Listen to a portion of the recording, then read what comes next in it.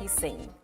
नए कृषि कानूनों पर आंदोलन कर रहे किसान संगठनों और सरकार के बीच गतिरोध टूटता नहीं दिख रहा है। गतिरोध खत्म करने के लिए सरकार की ओर से एक बार फिर बातचीत का प्रस्ताव भेजा गया, जिसे किसानों ने ठुकरा दिया।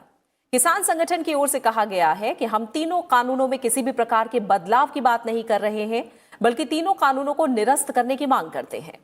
इस बीच प्रधानमंत्री नरेंद्र मोदी 25 दिसंबर को पूर्व प्रधानमंत्री अटल बिहारी वाजपेयी के जन्मदिन पर पीएम किसान सम्मान निधि योजना की 7वीं किस्त के तहत किसानों के खातों में 18,000 करोड़ रुपए जारी करेंगे। इस मौके पर प्रधानमंत्री किसानों से सीधा संवाद करके उन्हें नए कृषि कानूनों की खूबियां बताएंगे। केंद्रीय कृषि मंत्री नरेंद्र सिंह तोमर ने किसान आंदोलन से संबंधित एक सवाल के जवाब में कहा कि किसानों की समस्याओं का समाधान जल्द कर लिया जाएगा। उन्होंने कहा कि किसान संगठन जब भी और जहां भी बातचीत का समय तय करेंगे, सरकार उनके साथ संवाद करेगी। बुधवार को एक संवाददाता सम्मेलन में कृषि मंत्री ने फिर दोहराया कि नरेंद्र मोदी सरकार किसानों के कल्याण और उनके सशक्तिकरण के लिए प्रतिबद्ध है। सरकार ने लगातार किसानों की सामाजिक आर्थिक स्थिति में सुधार किए हैं और आगे भी ये प्रक्रिया जारी रहेगी। उन्होंने कहा कि पीएम किसान सम्मान निधि भी इसी प्रक्रिया का हिस्सा है। उधर सरकार ने आंदोलन कर रहे किसानों से बातचीत के लिए समय तय करने का फिर आग्रह किया है। देश देशांतर में आज हम नए कृषि कानून, सरकार के प्रस्ताव और गतिरोध को लेकर चर्चा करेंगे और इस चर्चा में हमारे साथ शामिल हो रहे हैं 3 खास मेहमान। हमारे साथ है वरिष्ठ पत्रकार प्रदीप सिंह जी, साथ ही हमारे साथ हैं दिल्ली विश्वविद्यालय में सहायक प्रोफेसर अभिनव प्रकाश जी। इसके अलावा हमारे साथ हैं एस.के. मल्होत्रा साहब, जो कि कृषि आयुक्त हैं कृषि किसान कल्याण विभाग में। आप तीनों मेहमानों का बहुत बहुत स्वागत है और बहुत बहुत शुक्रिया आज की चर्चा में शामिल होने के लिए। मल्होत्रा सर, मैं शुरुआत आपसे करना चाहूंगी। सरकार लगातार बातचीत की पेशकश कर रही है, दूसरी तरफ आंदोलन कर रहे किसान एक तरह से कानूनों को वापस लेने की मांग पर ही अड़े हुए हैं। क्या लग रहा है, क्यों बातचीत के रास्ते पर आगे नहीं बढ़ा जा पा रहा है? देखिए, इसमें हम लोगों को एक बात जो समझनी चाहिए कि जितने भी ये कानून आए हैं, तीनों जो बने थे कानून जिनको पारित किया गया, उसमें ये बिल्कुल भी संशय नहीं है कि उसमें कोई कमी है। कोई कमी नहीं है, वो अपने आप में परिपूर्ण है और उनका जो उद्देश्य है, जिसके आधार पर वो बनाए गए हैं, वो मेन उद्देश्य जिसको समझने की जरूरत है, सबको समझने की जरूरत है कि किसानों को जो है अपनी उपज का उचित मूल्य कैसे मिले।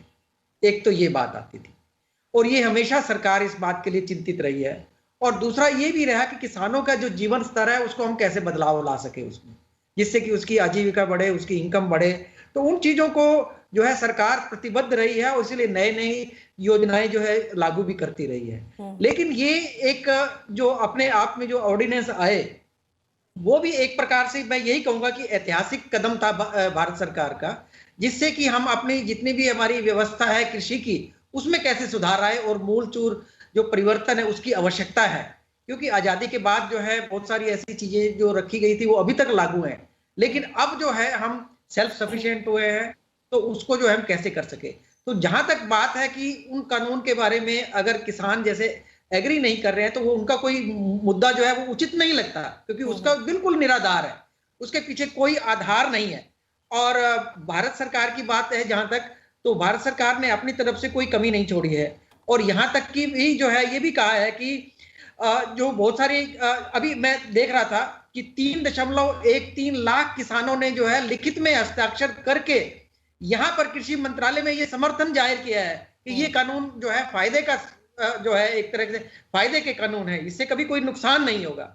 और यही नहीं, और आज की डेट में जो आप बता रहे हैं कि जैसे जितने भी संगठन हैं उनकी एक पत्र आया हुआ है, तो वहां पर जो है उसको ये मान नहीं रहे हैं भारत सरकार की जो सुझाव रखे गए हैं। तो एक संयुक्त सचिव ने भी पत्र लिखा है और उस पत्र में भी जो है बिल्कुल क्लियर रूप से ये भी कहा गया है कि हम आपकी बात को संज्ञान में लेते हैं और जो भी उचित मुद्दे हैं उन पर तर्कपूर्ण समाधान करने के लिए हम तैयार हैं।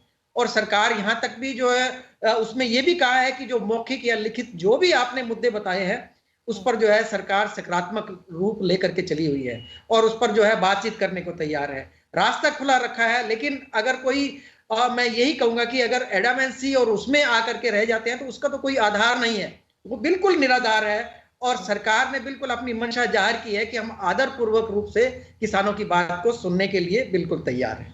बिल्कुल। मल्होत्रा सर ने जो बातें कही हैं उसमें अगर देखें अभिनव प्रकाश जी, तो एक तरफ वो किसान हैं जो आंदोलन कर रहे हैं, दूसरी तरफ कई किसान संगठन सरकार को कानूनों के समर्थन में प्रस्ताव दे रहे हैं। आखिर कैसे समझा जाए कि कौन किसानों का सही प्रतिनिधित्व कर रहा है? जी देखिए, ये जो किसान आंदोलन हम बार बार बोल रहे हैं, ये बेसिकली एक दो राज्यों के कुछ किसान संगठनों का ये विरोध है, क्योंकि भारत के अधिकतर जो किसान संगठन हैं वो इस कानून का समर्थन कर रहे हैं।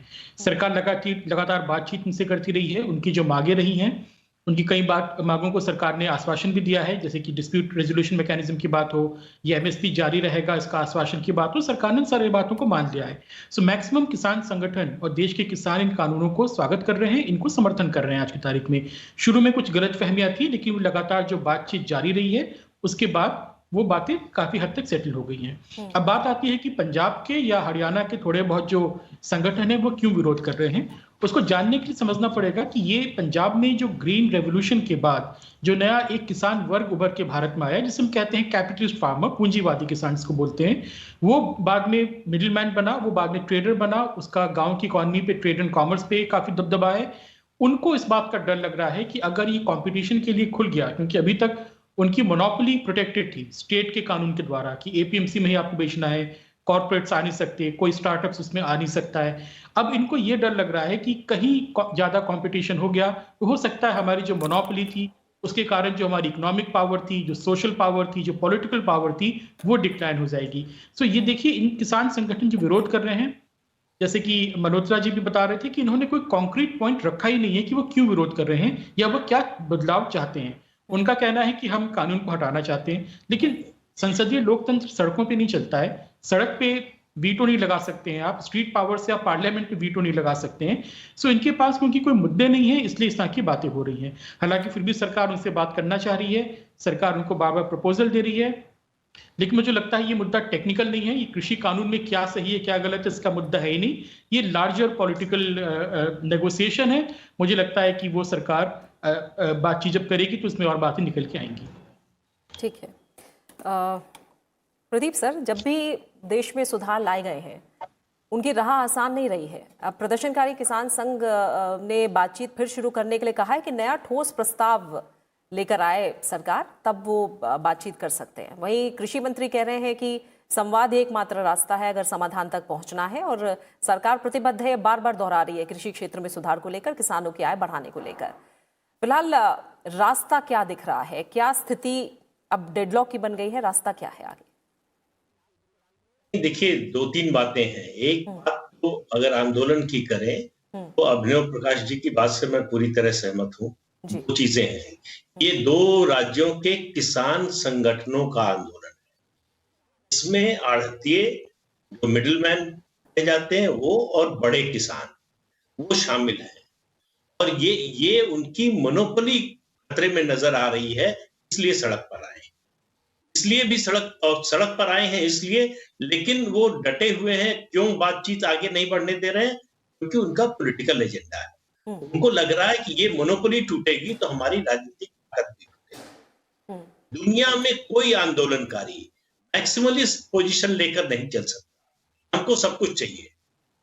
ये किसी देखिए, किसी भी बातचीत पे आंदोलन के बाद बातचीत जब होती है, संवाद होता है, समझौता होता है। समझौते का मतलब है कि कुछ हम पीछे हटेंगे, कुछ आप पीछे हटेंगे, लेकिन एक पक्ष कहे कि हम तो पीछे नहीं हटेंगे, आप पूरी तरह से पीछे हट जाइए, तो फिर उसका मतलब साफ है कि वो समझौता नहीं चाहते। उनका मकसद देखिए, ये जो कृषि कानून 3 है, इनको लेकर कोई समस्या पूरे देश में कहीं नहीं है। जो आंदोलन कर रहे हैं उनको भी मालूम है कि ये तीनों कृषि कानून किसानों के हित में है। किसान संगठनों और ये जो मोनोपोली वाले हैं, आढ़तिये और बड़े किसान, उनके जरूर उनके हित को पहुंचेगी, इसमें कोई शक नहीं है। तो मुद्दा कुल ये बन गया है पॉलिटिकल। ये पॉलिटिकल बार्गेनिंग करते, देखिए अब कई तरह के तत्व इसमें घुस रहे हैं, जो अलग अलग तरह की डिमांड्स कर रहे हैं। सरकार जितना एकोमोडेट कर सकती थी, जितना समझौता कर सकती थी, उतना आगे बढ़ी है कि भाई आप क्लॉज वाइज बात कीजिए। अगर आपको इन कानूनों से दिक्कत है, बताइए किस क्लॉज से क्या आपको दिक्कत है, किस प्रावधान से आपको क्या दिक्कत है, हम उसका हल बताते हैं। उसका हल जो है, अगर आपको लगे कि ये हल नहीं, ये हल होना चाहिए, हम वो भी करने को तैयार हैं। सरकार पूरी तरह से खुले मन से बातचीत कर रही है, चाहती है कि इस मामले का हल निकले, लेकिन दूसरे पक्ष को मालूम है कि बातचीत की टेबल पे जाएंगे। आप देखिए, उन्होंने बीच में तीसरे या चौथे दौर की बातचीत में एक चार्टर ऑफ डिमांड दिया, सरकार उनमें से ज्यादातर मान गई। अब उनके पास बचाव का कोई रास्ता नहीं रहा, आंदोलन को कायदे से वापस लेना चाहिए था, लेकिन वो आंदोलन इसके लिए तो कर नहीं रहे थे, इसलिए वो उससे हट गए। नहीं नहीं नहीं, हम आप 6 दौर की बातचीत क्या कर रहे थे? अगर आपकी एक ही डिमांड है कि ये तीनों कानून वापस हो, उससे कम कुछ नहीं होगा, 6 राउंड में आप जो डिफरेंट प्रोविजंस हैं इस कानून के ऊपर बातचीत क्यों कर रहे थे? उनका इरादा जो है, वो जो कह रहे हैं वो नहीं है, जो नहीं कह रहे हैं वो इरादा है, वो पॉलिटिकल इरादा है।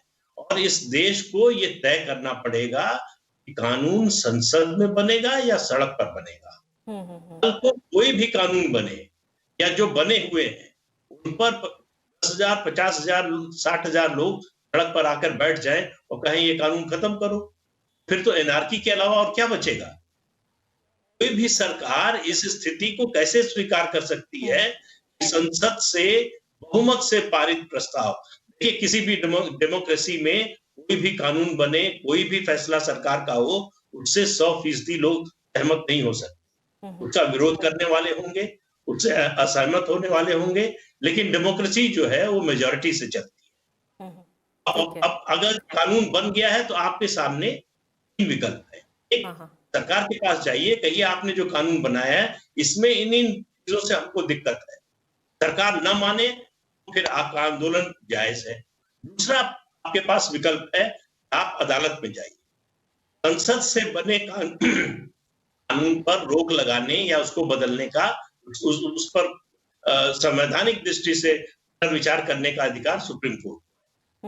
आप अदालत में जाइए, वहां से भी अगर आपको लगता है कि हमको न्याय नहीं मिला, डेमोक्रेसी में तीसरा आपके पास रास्ता है, जब आप चुनाव का मौका आए, सरकार को सत्ता से बाहर कर दी। मल्होत्रा साहब, जो स्थितियां बन रही हैं जिसके बारे में भी प्रदीप सिंह जी भी बता रहे हैं, आपको क्या लग रहा है कि जो मौजूदा परिस्थिति है उसमें क्या करना होगा? प्रधानमंत्री हम देख रहे हैं 25 दिसंबर को 6 राज्यों के किसानों के साथ संवाद भी करेंगे और किसान निधि जो है उसको भी जारी करेंगे। वो क्या लग रहा है किसानों को और ज्यादा इन कानूनों को लेकर स्थिति साफ की जाएगी? क्योंकि वो कह चुके हैं कि गुमराह किया जा रहा है किसानों को, जो आंदोलन कर रहे हैं उन्हें। तो फिलहाल जो मौजूदा परिस्थितियां हैं, आगे रास्ता क्या दिखाई दे रहा है आपको? बिल्कुल ठीक है, जैसे कि अभी मैं बात सुन रहा था जिसमें बात आ रही है कि इसमें तो केवल 2 ही राज्य हैं जिनको जहां से किसान आकर के उस पर जो है अपना एक तरह का ऑब्जेक्शन बता रहे हैं, लेकिन उनका भी जो ऑब्जेक्शन है वो बिल्कुल निराधार है, जिसका कोई बेस नहीं है। और दूसरी तरफ हम देख रहे हैं कि एक बहुत बड़ा ग्रुप किसानों का, बहुत बड़े बड़े समूह अलग अलग राज्यों से आकर के यहाँ कृषि मंत्रालय में और पूरा समर्थन जता रहे हैं इसके लिए। और ये अब इसको जो किसान है वो लार्ज स्केल पर ये समझ भी चुके हैं, ये जितने भी विधेयक लाए गए इसमें कोई कमी नहीं है, क्योंकि बड़े सोच समझकर, बड़े विचार करके और सभी जितने स्टेक होल्डर्स हैं उनसे सब डिस्कशन करने के बाद इस निष्कर्ष पे पहुंचे हैं।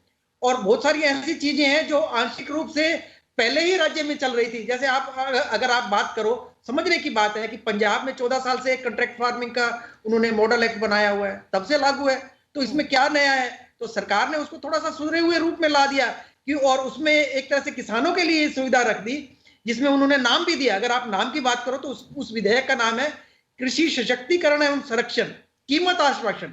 समझने की जरूरत है